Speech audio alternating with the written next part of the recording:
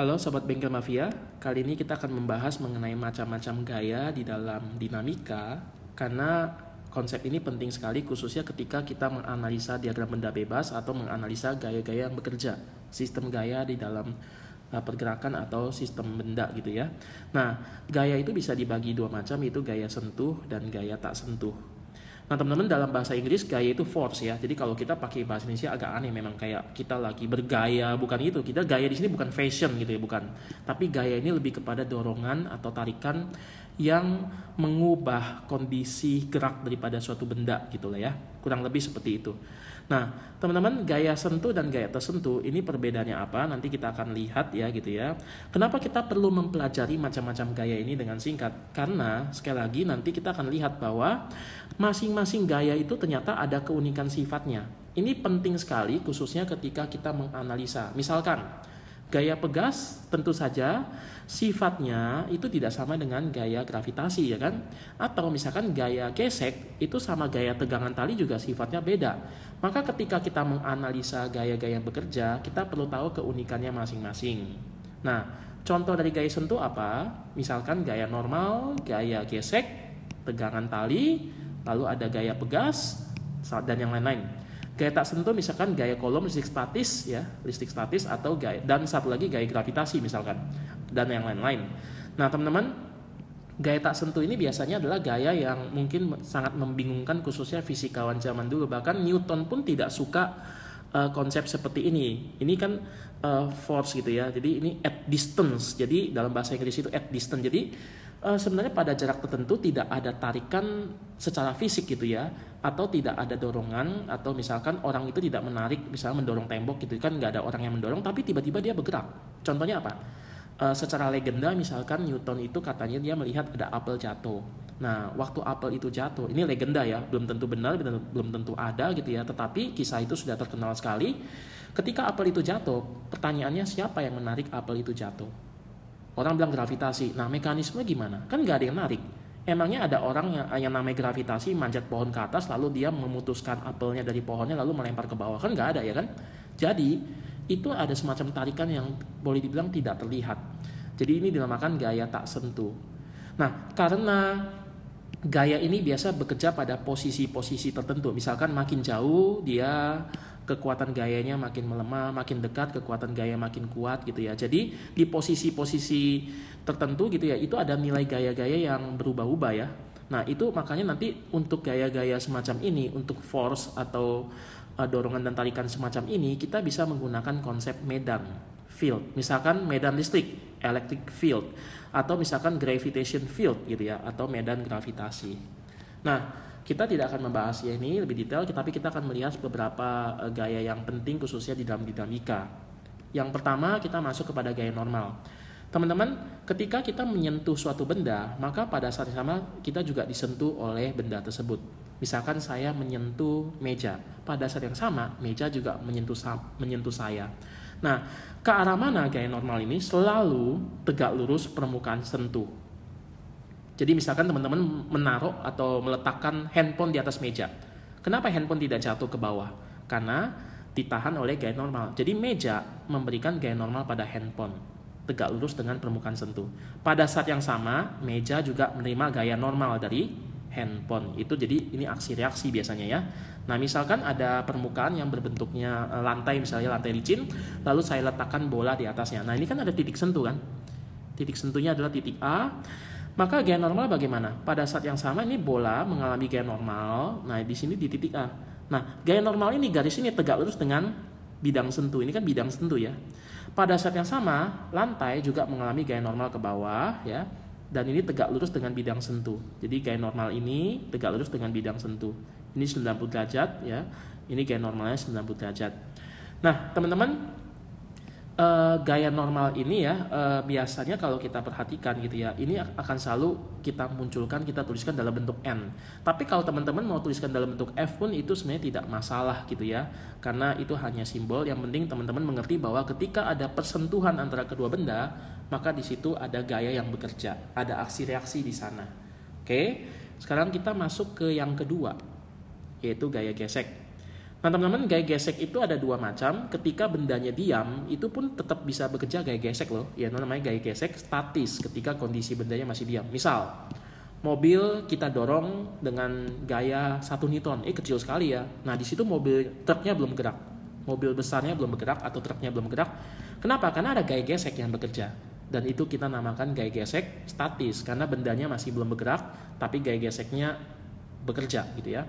Tapi ada yang kedua, gaya gesek kinetis adalah gaya yang bekerja ketika bendanya sedang bergerak. Misalkan balok kepleset gitu ya, balok bergerak di lantai yang kasar tapi bergerak loh ya, maka di situ ada gaya gesek yang menggesek permukaan balok tersebut. Nah karena kepleset gitu ya, maka ini kita namakan gaya gesek kinetis. Nah teman-teman, gaya gesek itu ada dua faktor di dalam hitungan kita, yaitu kekasaran atau bahan-bahan ya, atau daripada bahan permukaan benda ya. Yang kedua adalah gaya normal. Nah misalkan ini ada balok, saya letakkan di atas lantai. Teman-teman kalau saya zoom ya, permukaan ini kita zoom, kita perbesar, teman-teman akan lihat ini sebenarnya tidak halus ya kan. Ini ada kekasarannya ya kan. Lantai juga sama, ada kekasarannya. Nah misalkan ini ada tonjolan-tonjolan yang masuk gitu ya nih ya. Lalu misalkan balok ini saya tarik ke kanan, itu akan sulit ditarik ke kanan. Kenapa? Karena ini kan ada jendolan yang masuk kan, yang menghalangi ini nih, yang menghalangi di sini. Di sini juga jendolan ini ya, yang masuk ke dalam gini, ini juga ada permukaan lantai yang masuk ke dalam, sehingga kalau ditarik ke kanan itu ketahan di sini. Itu sebabnya menarik balok ini ke kanan itu agak sulit. Kenapa? Karena ada yang menahan, ada bentuk-bentuk yang menahan di sini, dan ini kita namakan gesekan. Nah teman-teman bayangkan kalau misalkan ini saya dorong ke bawah ya, saya dorong ke bawah, maka balok ini akan makin apa? Makin masuk ke dalam. Jadi jendolan daripada lantai ini akan lebih masuk, sehingga kalau saya tarik ke kanan itu makin gampang atau makin susah? Makin susah. Kenapa? Karena gaya geseknya kita boleh katakan makin besar. Jadi kalau gaya tekannya ini kita dorong baloknya ke bawah makin besar, maka ini kan makin sulit untuk ditarik ke kanan. Kita akan bilang gaya geseknya makin besar. Itu sebabnya gaya gesek dipengaruhi oleh gaya normal atau gaya tekan kita ya terhadap benda tersebut. Nah, teman-teman, dari sini kita bisa simpulkan bahwa koefisien gesekan ketika statis itu lebih besar daripada kinetis. Bayangkan teman-teman kalau ini masih diam, kita tarik ke kanan, sulit ya kan? Karena ada jendolan-jendolan yang menghalangi di sini, kita tarik agak susah. Tetapi ketika kita tarik dan sudah bergerak gitu ya, kita tarik dengan gaya yang besar dan sudah bergerak, saat itu kan benda ini sudah memiliki yang namanya kelembaman atau boleh dibilang sifat ingin mempertahankan gerakannya. Nah kelembamannya itu membantu kita untuk mendorong bendanya untuk terus bergerak. Saya ulangi, kalau saya tarik ini ke kanan, ini waktu dia kondisi diam itu agak sulit. Kenapa? Karena kan bendanya kan diam ya kan, kelembamannya diam, sehingga kalau benda itu diam kita mau tarik ke kanan itu kalau masanya makin besar kan berarti kan kelembamannya makin besar. Kita perlu gunakan gaya yang lebih besar. Ditambah lagi ada gesekan ya kan. Jadi dari kondisi diam untuk kita tarik sampai bergerak kita perlu gaya yang besar. Tetapi kalau benda ini sudah bergerak, anggaplah tadi saya tarik dengan gaya yang besar lalu benda ini sudah bergerak, maka teman-teman benda ini memiliki kondisi atau state sudah bergerak. Kelembamannya akan mempertahankan gerakannya dan itu membantu kita untuk ketika kita memberikan gaya gitu ya, membantu kita untuk bisa terus bergerak meskipun ada gaya gesek. Makanya kita katakan koefisien gesekan ketika statis lebih besar daripada ketika dia bergerak kinetis ya. Karena menarik benda dari diam sampai bergerak itu lebih sulit daripada menarik benda yang sudah bergerak. Nah, teman-teman nanti gaya gesek statis itu ya nilainya akan disesuaikan dengan kondisi. Misalkan saya tarik 2 Newton, mungkin dia tahannya 2 Newton gitu ya. Masih bisa nahan 2 Newton. Kalau saya tarik 3 Newton, dia masih nahan 3 Newton. Kenapa? Karena mungkin dia bisa menahan sampai 5 Newton. Kalau dia bisa menahan sampai 10 Newton, saya tarik 7 Newton, dia akan memberikan gaya gesek 7 Newton. Jadi gaya gesek statis selalu disesuaikan dengan kondisinya. Oke, ini dua kesimpulan yang penting. Sekarang kita coba lihat beberapa rumusnya. Gaya gesek statis rumusnya adalah μs kali n. Teman-teman perhatikan ini bukan sama dengan tapi lebih kecil sama dengan. Ini adalah gaya gesek statis maksimum. μs kali n sekali gagi itu adalah gaya gesek statis maksimum. μs kali n. Sedangkan gaya gesek kinetis ini sama dengan ya, sama dengan μk kali n. Jadi berbeda antara Fs dengan Fk, gaya gesek statis dengan kinetis. Nah, ini ada contoh soal. Misalkan sebuah balok bermassa 2 kg dan didorong dengan gaya misalkan F ya. Jika mu S-nya 0,8 dan mu K 0,6, tentukan gaya geseknya dan percepatannya jika benda apabila gaya kita berikan 10 Newton, atau jika F yang diberikan 16 Newton gitu ya, lalu satu lagi F yang diberikan 18 Newton. Nah teman-teman, ini mu S sama mu K, perhatikan mu S lebih besar ya. Kenapa? Karena sekali lagi gaya gesek ketika statis itu ya seolah-olah kan lebih besar, karena tadi ya dibantu dengan kelembaman. Ketika dia lagi diam, dia tetap mau mempertahankan kediamannya gitu ya, dia tetap mau diam, makanya kita agak sulit gitu untuk membuat dia bergerak. Tapi kalau dia sudah bergerak, kita pun terbantu oleh kelembamannya dalam kondisi dia sudah bergerak, maka mu K-nya, gaya geseknya seperti lebih kecil. Kita katakan koefisien gesekan kinetisnya lebih kecil, maka mu S lebih besar daripada mu K. Kita coba mau analisa kasusnya. Nah ini ada diagram benda bebasnya, jadi ada gaya diberikan, ada berat ya 20 Newton, ini ada gaya normal ditahan oleh lantai, ini gaya gesek. Nah teman-teman, kita hitung dulu ya gaya gesek statis maksimal. Ingat ini sama dengan, berarti ini gaya gesek statis maksimum ya, maksimumnya. Mu S kali N, apa itu N? N sama dengan mg yaitu 20, jadi mu S kali 20 ya, 0,8, 20, 16. Kalau mu K, ini rumusnya sudah sama dengan ya. Jadi ini bukan mu K maksimum, mu K ya, FK itu gaya gesek FK ya sudah langsung mu S kali N. Kalau gaya gesek statis ini kalau pakai mu S kali N itu nilai maksimumnya ya. Oke, nah misalkan waktu kita kasih gaya 10 Newton. Waktu kita kasih gaya 10 Newton, teman-teman perhatikan ini dulu. Gaya gesek statis maksimum yang bisa ditahan oleh permukaan ini ya, bawah benda akibat gesekan dengan lantai adalah 16 maksimumnya. Kita kasih 10, berarti masih lebih kecil kan? Berarti kan gesekannya masih bisa menahan sampai 16 kan? Berarti 10 masih ketahan. Maka ketika kita dorong 10, gesekannya akan kasih berapa? 10 juga. Jangan 16 ya teman-teman ya. Kalau teman-teman tulis 16 aneh. Kita dorong 10, gesek kasih 16, berarti bendanya akan gerak ke kiri. Kan aneh sekali kalau dunia kayak begitu. Kita dorong ke kanan, malah bendanya geraknya ke kiri. Yang betul adalah kita dorong ke kanan 10, gesekannya akan sesuaikan dengan kondisi gaya ini, yaitu kasih juga 10 juga. Bagaimana dengan 16? Kalau misalnya 16 Newton yang diberikan. Kalau kita kasih 16 Newton diberikan, gaya gesek statis maksimum masih bisa kasih 16. Maka dia kasih 16, 16 kurang 16 ini 0. Jadi di sini yang pertama kasusnya bendanya masih diam, yang kedua bendanya masih diam. Nah, kondisi ketika ini sama, ini tepat akan bergerak. Tapi belum ya teman-teman ya, masih tepat akan bergerak. Ya, tepat akan bergerak berarti bendanya bisa diam atau bisa gerak dengan kecepatan konstan. Itu juga bisa ya. Jadi ada dua kasus. Ingat, sigma fx sama dengan 0, hukum 1 Newton, berarti benda diam akan tetap diam, atau benda bergerak akan tetap bergerak dengan kecepatan konstan dalam lintasan garis lurus. 3 hukum Newton teman-teman harus hafal. Nah, yang C misalkan diberikan 18 Newton F-nya. Maka sigma fx tidak lagi 0. Kenapa? Karena 18 lebih besar dari 16. Ketika kita kasih 18, gaya gesek statis maksimum yang bisa ditahan kan cuma 16, kalah dia. Maka benda ini pasti bergerak. Ketika bergerak, perhatikan teman-teman, ketika bergerak jangan lagi menggunakan yang statis tapi gunakan yang kinetis. Langsung 18 dikurang gaya geseknya yang kinetis 12. Sama dengan M kali A, 2 kali A dapat A-nya 3. Jadi begitu teman-teman ya. Jadi ini konsep dasarnya, teman-teman jangan lupa apa bedanya gaya gesek statis dengan kinetis. Nah, misalkan kalau ada gerak roda atau gerak rotasi, gerak menggelinding ya teman-teman ya, gerak menggelinding. Misalkan ada bola bergerak, di sini ada gaya gesek ya, dia tidak slip. Tidak slip artinya tidak kepleset. Artinya ketika ini bergerak ke sini ya. Nah ini kan titik A pindah ke atas ya, ke sini pindah ke atas, titik B yang tadi di atas ke bawah, nah sampai di sini. Nah teman-teman perhatikan titik A ketika bergerak gitu ya, dalam berapa detik kemudian dia sudah tidak menyentuh tanah. Nanti titiknya nih ketika sampai di sini dalam berapa detik kemudian dia tidak menyentuh tanah lagi. Sampai titik B di sini, nanti berapa saat kemudian titik B tidak menyentuh tanah lagi. Nah gaya gesek yang bekerja adalah statis, bukan kinetis. Perhatikan untuk kasus gerak roda, gerak menggelinding yang tidak kepleset, yang tidak slip, gaya gesek yang bekerja adalah statis, bukan kinetis.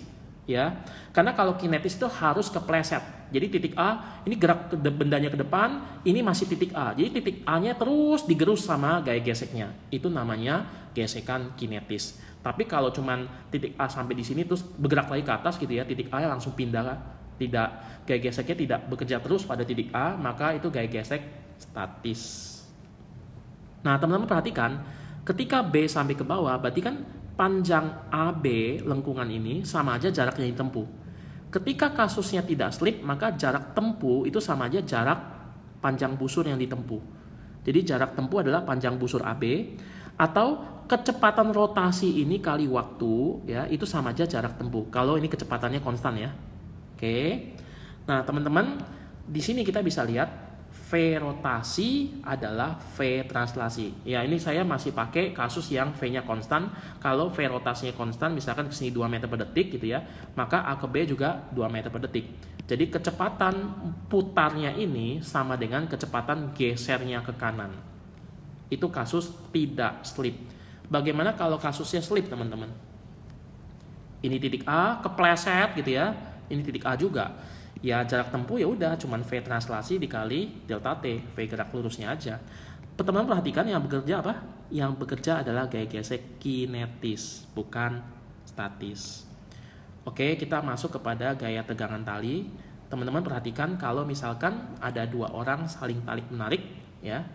Jika A tarik 2 Newton tali ini ya, lalu B juga menarik tali ini 2 Newton, berapa tegangan talinya? 0, 2 kurang 2, atau 2 tambah 2, atau 2 Newton. Yang mana yang benar? Teman-teman coba kita lihat kasus yang lain ya sebelum kita menjawab ini. Misalkan ada tembok diikat tali, lalu ada si C tarik ke kanan sebesar 2 Newton. Berapa tegangan talinya? Ini mungkin teman-teman bisa langsung jawab loh. Ini mudah. Berapa? Ya tegangan talinya 2 Newton. Nah, untuk kasus ini juga sama. Jadi teman-teman hati-hati, jangan 2 tambah 2 ya, jangan 4. Atau 2 kurang 2, 0. Kan talinya tegang, nggak mungkin 0 dong. Juga bukan 2 tambah 2. Yang betul apa? 2 Newton. Kenapa? Karena kasusnya sama. Ini sama ini bedanya apa? Kalau ini tembok yang menahan, tembok yang memberikan 2 Newton. Si C menarik ke kanan 2 Newton, tembok memberikan gaya ke kiri 2 Newton. Kan sama aja kasusnya antara AB dengan tembok dengan C. Kenapa kita bisa jawab ini 2 Newton? Kenapa ini kita bisa jawabnya malah 4 Newton? Harusnya 2 Newton juga ya kan? Jadi bayangkan teman-teman kalau di sini A-nya tidak ada ya. Bayangkan kalau misal ini A-nya nggak ada, ya A di sini. Kira-kira yang terjadi apa? Misalkan di sini nggak ada A ya, saya hapus misalkan di sini. Maka talinya itu tidak lagi akan lurus ya. Talinya akan apa? Talinya itu nanti akan menjadi ini tidak tegang ya kan? Jadi ada orang yang menarik 2 Newton ke kanan si B ini. Tapi di sini tidak ditahan 2 Newton, ya tali nggak tegang lah ya. Itu sebabnya kalau supaya tali ditegang harus ada yang nahan juga. Jadi ketika ini naik 2 Newton, orang di sini naik 2 Newton, maka tegangannya 2 Newton. Kalau tidak ada yang nahan, ya tentu saja tidak tegang, 0 tegangannya ya. Itu. Maka ketika ada tegangan, ya tali selalu menarik. Ini kesimpulannya, teman-teman. Ini harus kita pakai untuk nanti kita menganalisa diagram benda bebas ya. Sekali lagi, ketika ada tegangan, ya maka tali selalu menarik. Kalau nggak ada tegangan, tentu saja tali tidak menarik. Ingat, tali tidak mendorong, tali itu menarik. Terakhir adalah gaya pegas. Nah teman-teman, misalkan ada suatu pegas, ini lagi dalam kondisi diam, kita tarik dengan suatu gaya dengan penambahan panjang. Berarti makin panjang, ini kan berarti gaya kita berikan makin besar kan. Supaya lebih panjang lagi, maka gaya yang kita berikan harus lebih besar lagi. Itu sebabnya gaya sebanding dengan penambahan panjang. Nah, di sini F sama dengan K kali delta X ada suatu konstanta pengalih, tergantung pegasnya nih. Kalau pegasnya ini makin besar K-nya, berarti kita kasih gayanya harus makin besar supaya delta X-nya bertambah gitu ya. Jadi pegas itu macam-macam, ada yang konstantanya besar, ada konstanta kecil. Nah perhatikan teman-teman, kalau sumbu Y-nya adalah F, sumbu X-nya adalah delta X, kalau kita gambarkan grafiknya menjadi seperti ini. Ini grafik apa? Grafik fungsi linear ya. Jadi sekali lagi teman-teman tontonlah video saya mengenai fungsi linear, itu penting sekali gitu ya, karena itu basic. Nah teman-teman kalau saya mau cari ini ya luas, ini kan apa? Kan F dikali ini ya, ini seperti luas kan, luasnya adalah usaha, maka usaha sama yang integral daripada ini atau luas segitiga ya. Saya nggak pakai integral, langsung aja pakai luas segitiga karena simple. Jadi setengah kali alas ya, alas kali tinggi, atau setengah kali F kali delta X.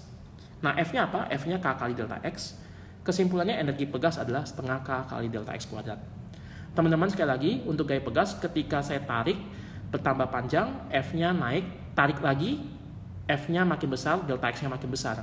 Maka selama perpindahan, ya, selama penambahan panjang, F-nya berubah-ubah. Ini yang menyebabkan waktu kita menganalisa gaya pegas itu cukup rumit, karena selama misalnya ada benda berpindah, ada gaya pegasnya di situ, maka di situ gaya pegasnya berubah-ubah. Oke? Saya sudahi video saya sampai di sini. Harap teman-teman selalu menonton video saya. Ini adalah konsep dasar yang penting supaya teman-teman ketika memahami atau menganalisa gaya-gaya yang bekerja pada benda, teman-teman tidak salah kaprah atau salah konsepnya gitu ya. Harap teman-teman terus melanjutkan video saya sehingga makin lama makin paham. Salam semangat.